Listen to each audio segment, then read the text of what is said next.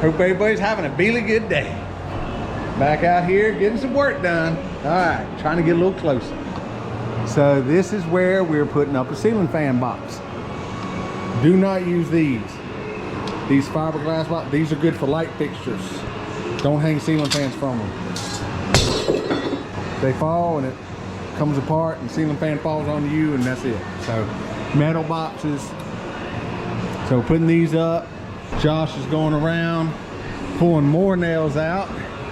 Just met with the metal roof guy, so we're going to do an extensive in-depth look at how all that happens. When that gets done, keep on figuring out what we're doing out here today, show you some stuff.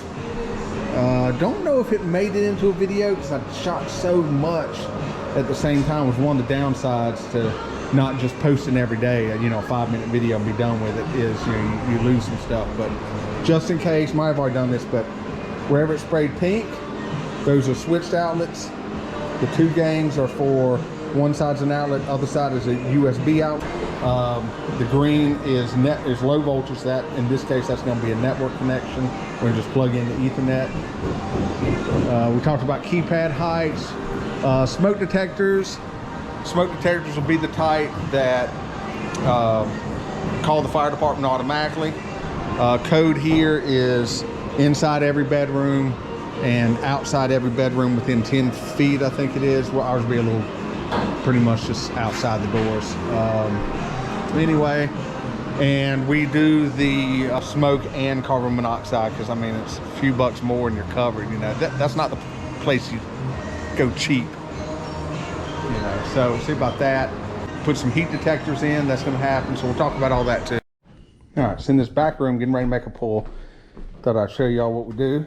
So, you know, I write down on the floor what I'm pulling into the room. That can get added to, marked off, whatever.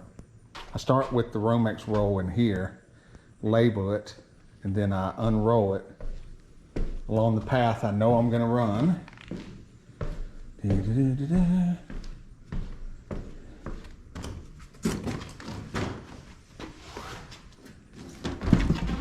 Ta-da! Try to get to the back room.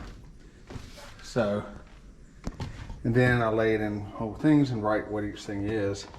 So you see I didn't write, you know, bedroom cans, because that way if I pull cans to another room, I can just lay that spool in the same spot. Same thing for outlets. Left lamp and right lamp are kind of whatever, but I'll mark them out and just move around. Now, can you save money by buying 1,000-foot spools? Absolutely. But see, I like to pull multiple runs at a time. So I'm pulling 1, 2, 3, 4, 5. I'm getting ready to pull 5 pulls.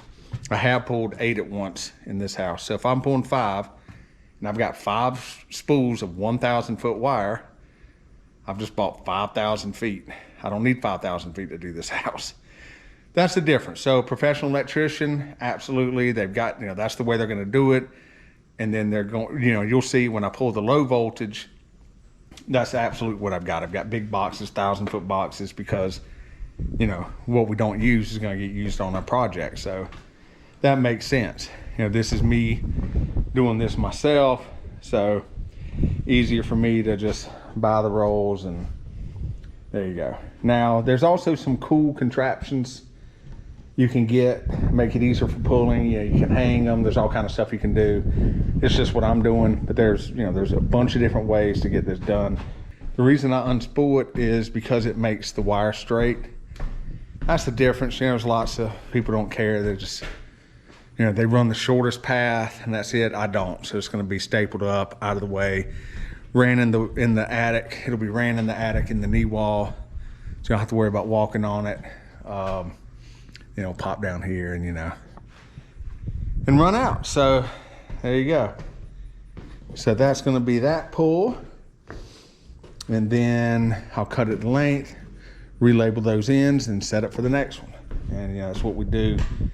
You know, I did some of these front rooms just so I could get ceiling fans going and get some light in here and a little bit of air movement. It's still super hot.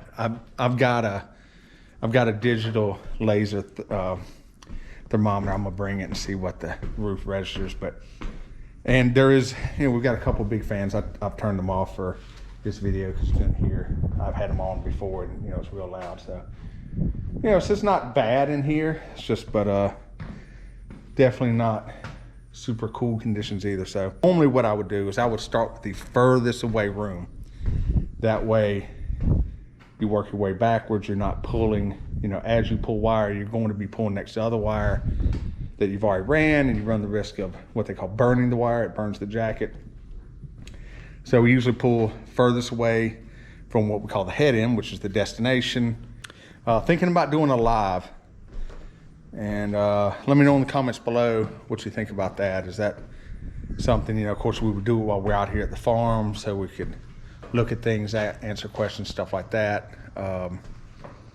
So let me know if that's something you'd be interested in the comments. And let me keep on working. All right. So you get the wire pulled in here. It's all on the knee wall, and then I pull them out to approximately what I'm going to need. Like the outlets just needs to hit the first outlet, because from there they get daisy chain. So that one's pulled long enough for that. Then the longest pull in here is the one that's going to go out the eave and be for a floodlight. And then there's a controlled lamp on either side. So anyway, so those are all ready. So now what I do is I'll get these down the wall to where they need to be and have them coming out. So usually it's about 7 inches out of the box, have something to work with, which is usually about, you know, about a hand length, like that. Anyway, so then I'll staple it back and over to the knee wall. Get it where it's going, neat, straight lines, not spaghetti pulled everywhere, you know, neat, pulled over, nailed, all Romex stapled up until it's back to that point, and then I'll pull the slack out, then staple it all the way down and all the way down there, and then we cut it to length, stick it through the holes in the wall over there to the lighting panel and the sub panel. So that's the process. It is not easy. You know, I'm sure someone does it every day would be obviously be faster than me, but when it's all said and done, it'll be right, neat, and work, which is great, right? I can tell you though, I don't know if they did it on purpose. Maybe someone else that's done more older homes would know. This house is positioned facing the south, you know, and since we're in the south, you know, usually that's where you get the most sun, but also the wind. So the wind blows right through this door. It's almost always a great breeze. So I come over here and stand if I want to get cooled off, but it feels like air conditioning down here compared to being up in the attic though. So glad when this part's all done, but we've got a few weeks of this because, you know, we're just doing it here and there. We've got time to mess around. So unfortunately this isn't a every day, all day, get it done thing. It's myself and one of my sons is able to help some right now. So, but we'll get it. It'll get there, and, you know, slow and steady.